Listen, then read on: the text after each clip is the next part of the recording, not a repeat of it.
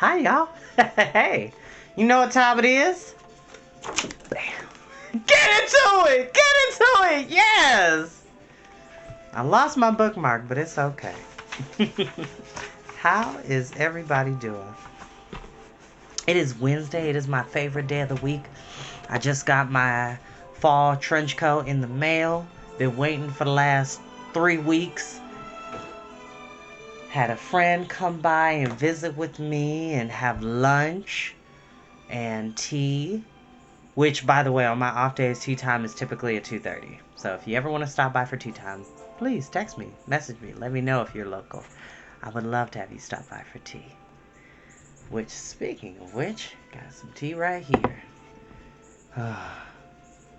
This is why I love fall. It's the perfect weather to focus, to get into a good book, curl up with an old movie you haven't seen in a while, and just relax.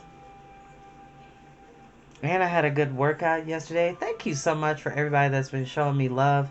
And I want to emphasize that, like, my workout routine and my consistency with fitness is not to impress anybody. If anybody's to be impressed, it is me.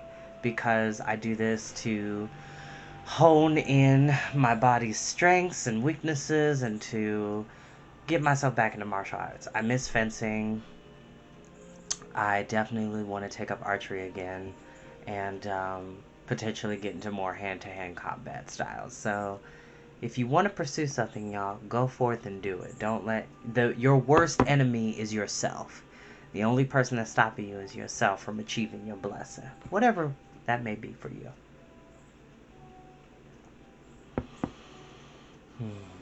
Now, the last time we were here, Matthias had gained the help of Basil Stackhair to help with the Vole family because they had been captured by Clooney's army. And also, I don't own the music that is playing in the background, which is from Dragon Quest V, which actually has a movie adaptation. Dragon Quest Your Story. It's on Netflix. Definitely give it a peek for anybody that is a Dragon Quest fan. I thought it was a really good movie. I just happened to watch it when it first got released in English onto the West, and it was a really good film.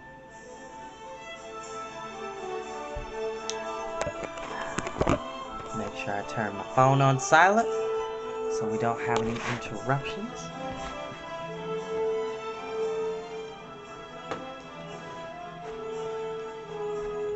And without further ado, we will begin, because after these chapters, part 1 of this book is ended, and we will begin part 2's set of chapters tomorrow.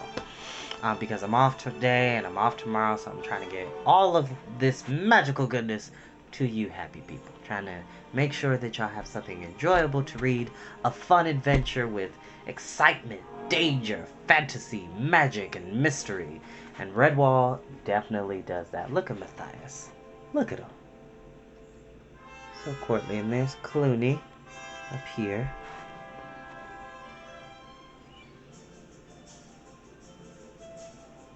So cool.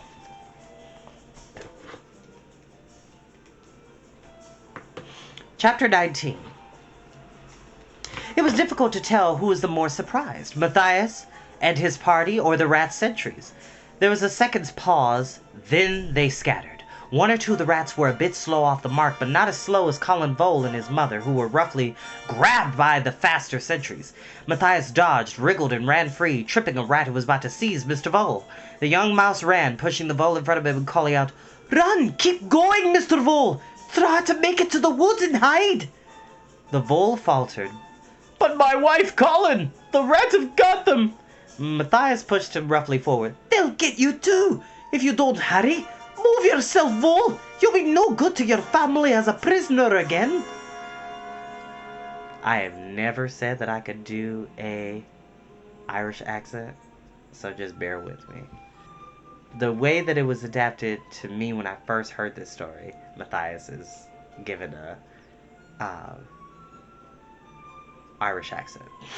I don't know why my brain froze for a quick second. Just had to let y'all know that. Hold on.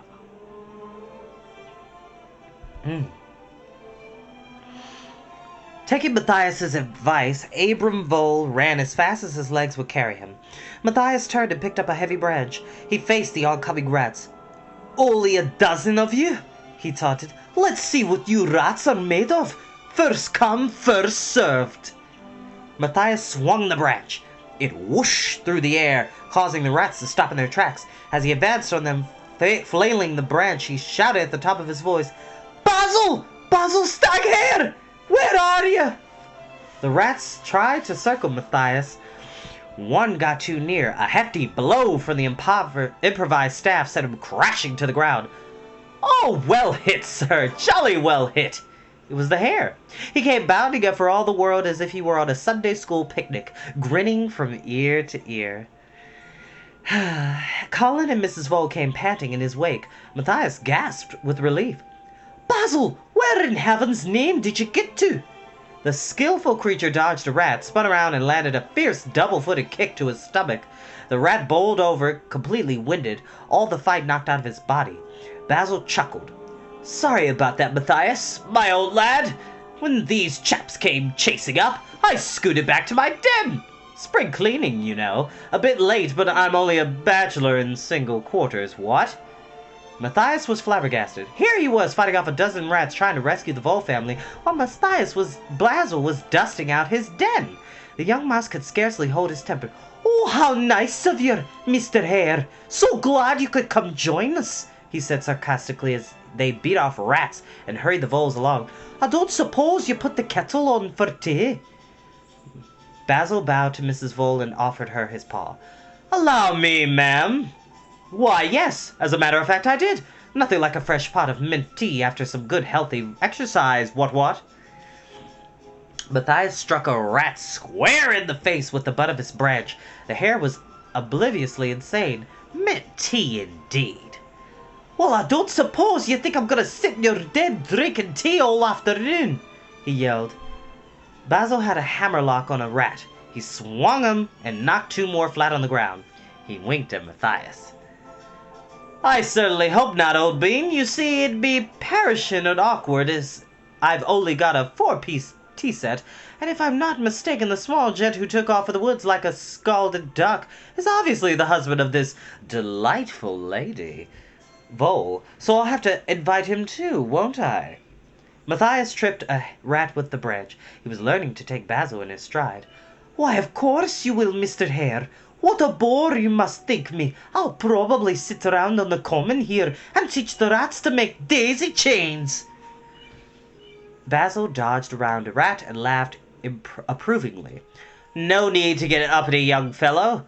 I thought I'd best shelter the voles and see 'em safe to the Abbey later. Obviously, you need to get back to Redwall post-haste." Okay, if anybody can hear that, I'm pretty sure there's a hawk in one of these trees, which Yellow Springs is known for local hawks. I'm looking too, because I heard it screech. Oh well.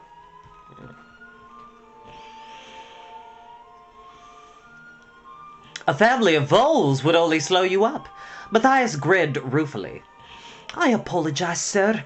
I accept your offer of help gratefully. I didn't mean to be rude." But now they were at the edge of the common land. The rats had fallen back momentarily. Basil shook paws with Matthias. "Good mouse. Right. Cut along, young'un. I'll see you when I deliver my charges back to the Abbey." Alone and unencumbered, Matthias struck off into the woods. Traveling doggedly on wearied legs, he realized that his entry to Redwall would have to be from the Mossflower side, as the main gate would probably be under attack. Could the defenders hold out? Was Constance organizing the retaliation correctly without him? Had the sentries stayed alert? Was Cornflower safe? Questions raced through Matthias's brain as he fought his way through the undergrowth. Taking a check on his bearings, he began to worry a little. The Abbey wall should be in sight over towards the northwest. Perhaps he hadn't fully realized the sprawling side of the woodlands.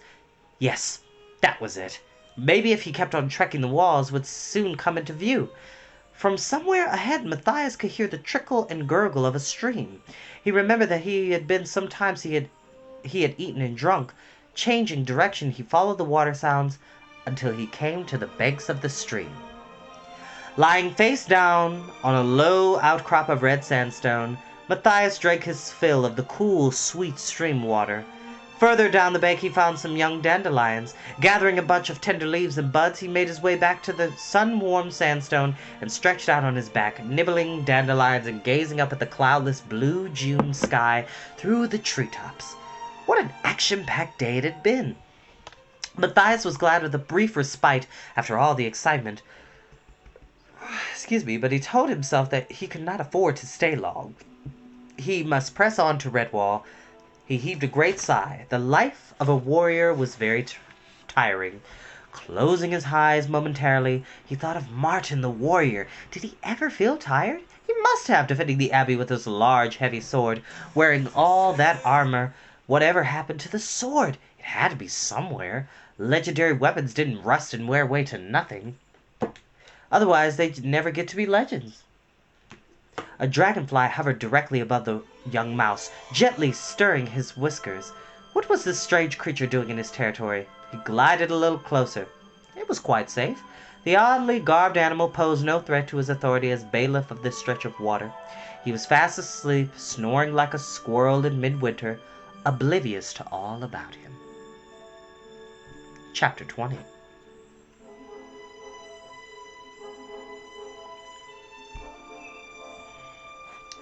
It was late afternoon. There had been one or two minor setbacks, but Clooney and his squad had finally made it up into the elm tree. Some of the rats had really hopeless climbers in Clooney's estimation. There had been quite a bit of jostling and slipping. As for that idiot cheese thief, imagine waiting until you were 6 yards above ground to find out that you were afraid and had no head for heights. First of all, there is nothing wrong with being afraid of heights. You're talking to somebody that is afraid of heights but loves to fly. Loves the idea of flying, but is afraid of heights. The fear of not being able to stay in flight. That's another conversation for another day. It's okay. Clooney thought angrily that if there hadn't been such an urgent need for silence, he'd have given him what for. The warlord began to wish that he had brought along more ferrets and weasels. They possessed good natural climbing ability, and that weasel, what was his name? Scrag? He'd been an enormous help, boosting and encouraging the others, even organizing the lifting up of the plank. Clooney made a mental note for future reference. Officer material, that one. Despite all efforts, however, they were still below the edge of the parapet. Higher up, the elm branches became thin and whippy, not strong enough to support the plank's weight. Clooney took stock of the situation. This was really as far as he could go while still retaining some kind of safety factor on their hazardous assignment. He decided to call a halt. Right, take a breather. Find somewhere that you won't fall off. In an hour or two, it'll be evening. There'll be lots of shadow and less daylight. The mice will have slowed up a bit by then. We'll catch them off guard. Scrag, see this lot keep still and quiet, will you? Scrag saluted smartly and offered a helpful comment. This branch I'm sitting on, Chief, I've just been testing it and it feels good and strong. Maybe we should mount the plank from here to the wall. It'll reach easily enough. I know it's a bit of an uphill climb, but it shouldn't be too difficult. I don't fancy those branches higher up. They're too thin. Clooney climbed across and sat next to Scrag. He spoke in a whisper. Good thinking, Weasel. Yes, this branch will do fine. Stick by me, Scrag. You're a useful soldier. With some of the blockheads I've got around me, I could be on the lookout for a new captain soon. You know what that means. Extra loot, a bigger share of the plunder. Clooney always rewards initiative, Scrag. Play your cards right and you'll soon get promotion. Thanks, Chief. Don't worry. I won't let you down, Scrag murmured. On a lower branch, Cheese Thief, who had been eavesdropping on the conversation, sneered inwardly. Yes, Chief. No, Chief. 3 bags full, Chief. What did that snotty weasel think he was? And as for Clooney promoting a weasel to captain over rats of his own kind, well, Redtooth and Darklaw, the others might have something to say about that. Upstart weasel. He'd only joined up a day or two ago. If he got half the chance, Cheese Thief would fix Scrag all right.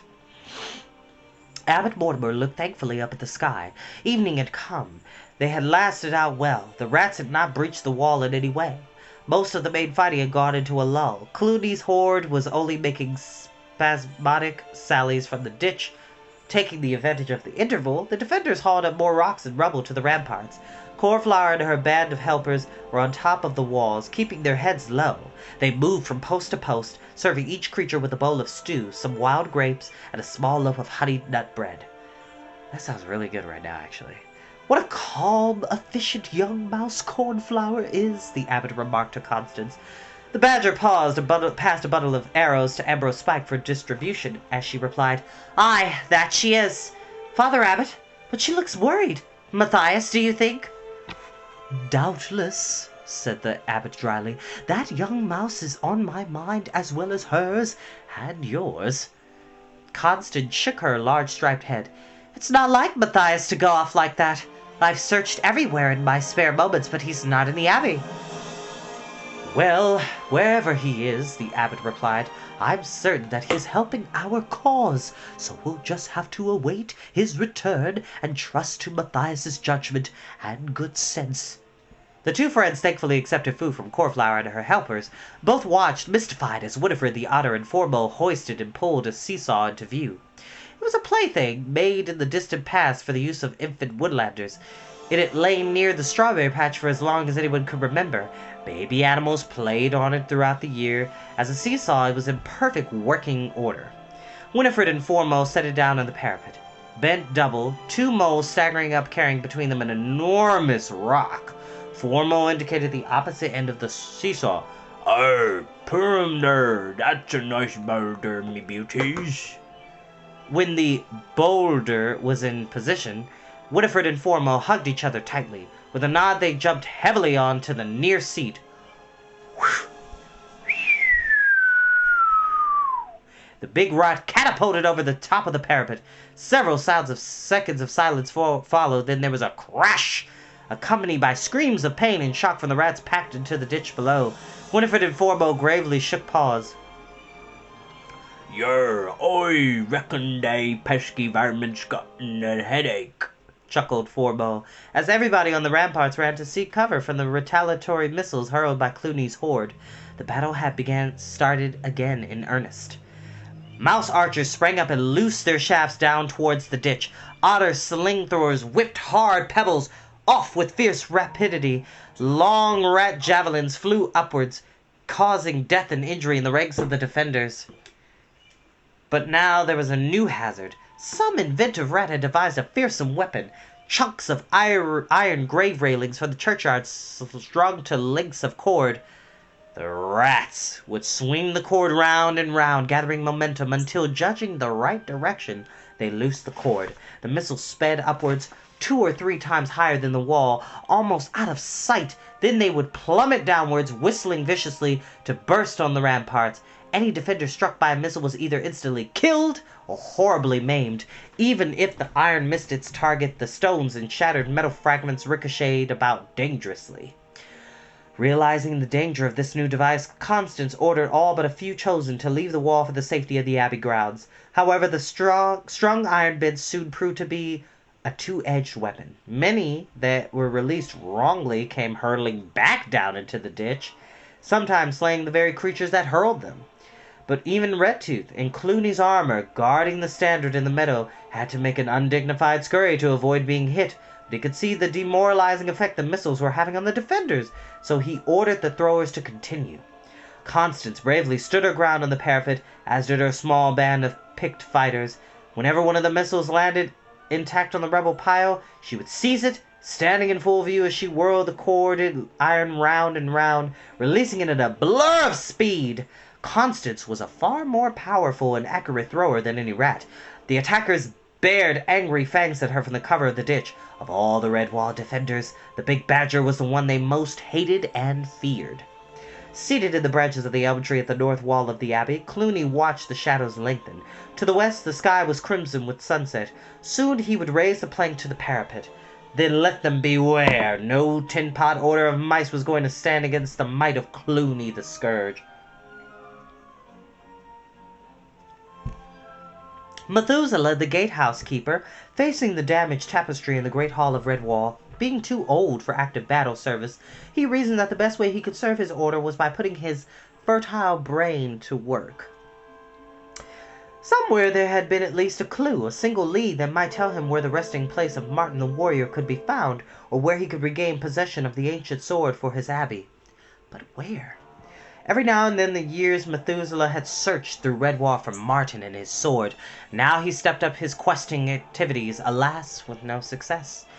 Vital clues and answers still eluded him. What he needed was a younger, fresher mind to assist him. What a pity that Matthias could not be found. Now there was a young mouse with a head on his shoulders. Long years and much mental strain had taken their toll on the ancient mouse. Wearily he swayed on his feet, and putting out his paw to steady himself, he touched the wall, the exact place of patch of stone over which Martin's likeness had once hung. Methuselah gave a sigh of satisfaction, and allowed a smile to creep across his features. His search had not been in vain. Beneath his paw there was a writhed writing carved into the dust-covered wall. And that is where we will end for tonight. And as I said, we will be back here tomorrow. Oh yeah, we are getting into it. We are getting into it. Thank you all so much for joining me for story time. Like I said, you never have to watch these videos when they go live. They are here for your leisurely pleasure to just watch on your own time, on your own turf, just to hear a highly animated voice, you know, bring these characters to life. And I thank you all so much. I'll see y'all next time. See y'all.